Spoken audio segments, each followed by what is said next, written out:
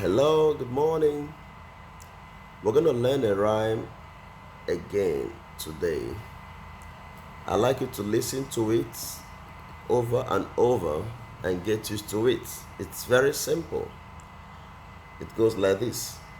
Urioma le, le, le. Urioma, Urioma le, le, le.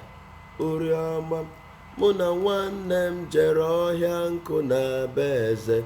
Urioma, mkpacha nkụ ghara nwanne m laa. Urioma, okporoko ijiji bịara ka anyị na-echi eze. Urioma, ndị eze anyị chiri echichi bekee.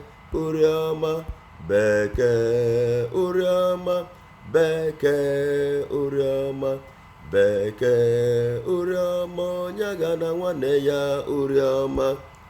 It's very simple. Go through it over and over and master it.